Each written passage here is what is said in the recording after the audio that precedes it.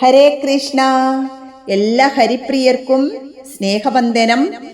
ഹേ കൃഷ്ണ കരുണാ സിന്ധോ ദീനബന്ധോ ജഗത്പദേ ഗോപേശ ഗോപികാന്ത രാധാകാന്ത നമസ്തുതേ.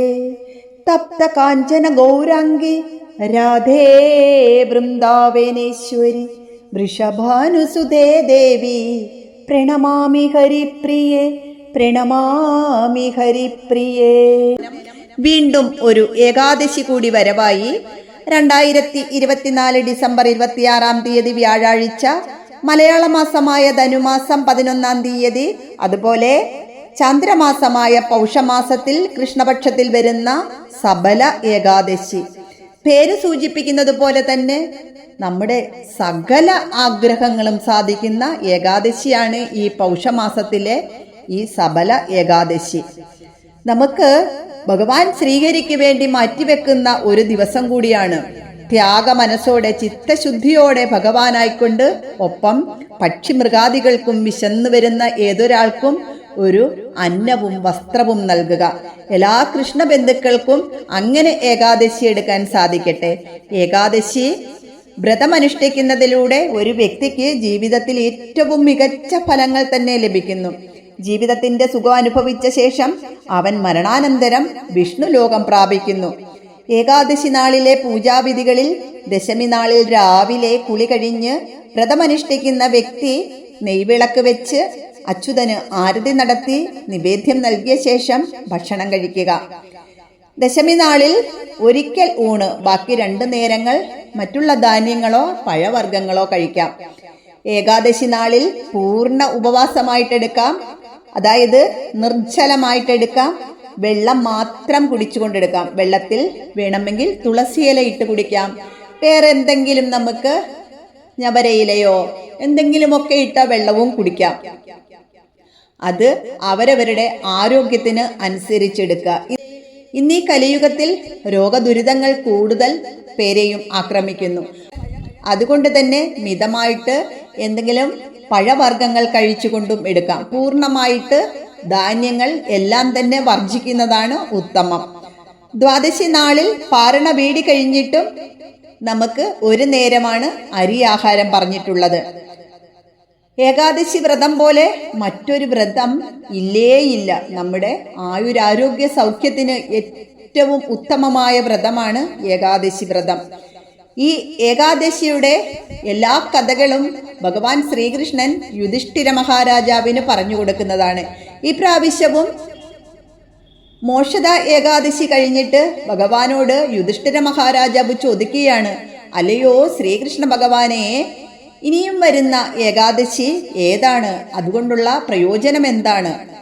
അപ്പോൾ സബല ഏകാദശിയുടെ കഥ ഭഗവാൻ പറഞ്ഞു കൊടുക്കുകയാണ്. ചമ്പാവതി എന്ന രാജ്യത്ത് മഹിഷ്മത് രാജാവിന് 4 ആൺമക്കൾ ഉണ്ടായിരുന്നു. ഇളയ മകൻ ലുംബക് എന്ന് പറയുന്ന കുട്ടി ഭയങ്കര ദുഷ്ടനും പാപിയുമായിരുന്നു. തൻ്റെ ദുഷ്പ്രവർത്തികളിൽ പിതാവിൻ്റെ സമ്പത്ത് നശിപ്പിക്കുക പതിവായിരുന്നു. ദുഃഖിതനായ രാജാവ് അവനെ നാട്ടിൽ നിന്നും വീട്ടിൽ നിന്നും പുറത്താക്കി. എന്നാലും അദ്ദേഹം കൊള്ളയടിക്കുന്ന ശീലം ഒരിക്കലും ഉപേക്ഷിച്ചില്ല. ഒരിക്കൽ 3 ദിവസം ഭക്ഷണം കിട്ടാതെ ഭക്ഷണം തേടി അലഞ്ഞ് ഒരു സന്യാസിയുടെ കുടിലിലെത്തി ഈ ലുംബക്. ആ ദിവസം സബല ഏകാദശിയായിരുന്നു. ആ മഹാത്മാവ് മധുരമായ സ്വരത്തിൽ അദ്ദേഹത്തെ സ്വീകരിക്കുകയും കഴിക്കാൻ ഫലവർഗ്ഗങ്ങൾ നൽകുകയും ചെയ്തു. മഹാത്മാവിന്റെ ഈ പെരുമാറ്റം അദ്ദേഹത്തിന്റെ ബുദ്ധിയെ മാറ്റിമറിച്ചു. എനിക്കും ഒരു നല്ല മനുഷ്യനാകാൻ കഴിയുമെന്ന് അദ്ദേഹം തിരിച്ചറിഞ്ഞു. എത്ര ദുഷ്ടതയും പാവവുമാണ് ഞാൻ ഇതുവരെ ചെയ്തിരുന്നത്. അയാൾ സന്യാസിയുടെ കാൽക്കൽ വീണ് മാപ്പ് അപേക്ഷിച്ചു. സന്യാസി അവനെ തന്റെ ശിഷ്യനാക്കി. ക്രമേണ അവന്റെ സ്വഭാവം ശുദ്ധമായി. മഹാത്മാവിന്റെ അനുവാദത്തോടെ അദ്ദേഹം ഏകാദശി വ്രതം ആരംഭിച്ചു. അവൻ പൂർണ്ണമായും മാറിയപ്പോൾ മഹാത്മാവ് അദ്ദേഹത്തിന് തന്റെ യഥാർത്ഥ രൂപം വെളിപ്പെടുത്തി. അവന്റെ മുന്നിൽ മഹാത്മാവിന്റെ വേഷത്തിൽ നിന്നത് അവന്റെ അച്ഛൻ തന്നെയായിരുന്നു. പിന്നീട് രാജഭരണം ലുംബക്കിന് വിട്ടുകൊടുത്തിട്ട് ആ മഹാത്മാവ് വീണ്ടും ആ കാട്ടിലേക്ക് വന്ന് ഭഗവാൻ മഹാവിഷ്ണുവിൻ്റെ നാമം ജപിച്ച് കാലം കഴിച്ചു കൂട്ടി. ആ ലുംബക്കാകട്ടെ പുത്രപൗത്രാദികളോടുകൂടി സന്തോഷത്തോടുകൂടി രാജ്യം ഭരിച്ച് ഏറെ നാൾ ജീവിച്ചു. അങ്ങനെ നമുക്കും ഏകാദശി വ്രതം അനുഷ്ഠിക്കുന്നതിലൂടെ സകല സൗഭാഗ്യങ്ങളും വന്നു ചേരും. ഭഗവാൻ മഹാവിഷ്ണുവിൻ്റെ അനുഗ്രഹം എപ്പോഴും ഉണ്ടാകുകയും ചെയ്യും. ഈ പ്രാവശ്യം ഏകാദശിയുടെ തിഥി ആരംഭിക്കുന്നത് 25-ാം തീയതി രാത്രി 10:29 ഏകാദശി തിഥി അവസാനിക്കുന്നത് 27-ാം തീയതി രാവിലെ 12:43 അതുകൊണ്ട് തന്നെ ഹരിവാസര സമയം വരുന്നത് 27-ാം തീയതി രാവിലെയാണ് ഹരിവാസര സമയം അവസാനിക്കുന്നത്. തുടങ്ങുന്നത് 26-ാം തീയതി വൈകിട്ട് 6:43 മുതൽ പിറ്റേ ദിവസം 27-ാം തീയതി 6:43 വരെയാണ്. തൃക് പഞ്ചാംഗത്തിൽ 7-9 വരെ സമയം കൊടുത്തിട്ടുണ്ട്. അത് കഴിഞ്ഞിട്ട് പാരണവീടാം. 27-ാം തീയതി വെള്ളിയാഴ്ച 7:10 മുതൽ 8:58 വരെയാണ് പാരണ സമയം. നമ്മൾ വ്രതം എടുക്കുന്നത് പോലെ തന്നെയാണ് പാരണ വീടേണ്ട സമയവും. ഈ പ്രാവശ്യം ദ്വാദശി സമയം 27-ാം തീയതി ഫുൾ ഡേ കിട്ടുന്നുണ്ട്. അതുകൊണ്ട് തന്നെ 27-ാം തീയതിയും ഒരു നേരം അരിയാഹാരം കഴിച്ച് ദ്വാദശി വ്രതം കൂടി അനുഷ്ഠിക്കുക. ഹരേ കൃഷ്ണ. എല്ലാവർക്കും ഈ ഏകാദശി വ്രതം എടുക്കാൻ അവരവരാൽ കഴിയുന്നത് പോലെ എടുത്ത് വിഷ്ണുപാദത്തിൽ സമർപ്പിക്കാൻ കഴിയട്ടെ. ദശമിയുടെ അന്ന് തന്നെ തുളസിയിലകൾ ഉണ്ടെങ്കിൽ നുള്ളി വെക്കുക. ഇല്ലെങ്കിൽ നമുക്ക് കടയിൽ നിന്നാണെങ്കിലും തുളസിയില വാങ്ങി ഭഗവാന് അർച്ചിക്കാനായിട്ട് ഉപയോഗിക്കാം. ഭഗവാന് മാല കെട്ടിയിടാം. ആ രാധാറാണിയുടെ പാദത്തിലും ഭഗവാന്റെ പാദത്തിലും നമുക്ക് ഈ ഏകാദശി വ്രതം സമർപ്പിക്കാം. എല്ലാവർക്കും ഏകാദശി എടുക്കാൻ സാധിക്കട്ടെ. അടുത്ത് വരുന്ന ഏകാദശി വൈകുണ്ഠ ഏകാദശിയാണ്. അതായത് സ്വർഗവാതിൽ ഏകാദശി ജനുവരി 10-ാം തീയതി.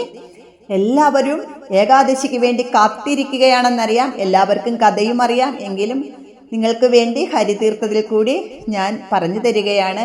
ഹരേ കൃഷ്ണ. ഒരാളെങ്കിലും വീണ്ടും വീണ്ടും ചോദിക്കാറുണ്ട് ഏകാദശി എങ്ങനെയാണ് എടുക്കുന്നത് എന്ന്. അതുകൊണ്ടാണ് പറയുന്നത് ദശമി, ഏകാദശി, ദ്വാദശി.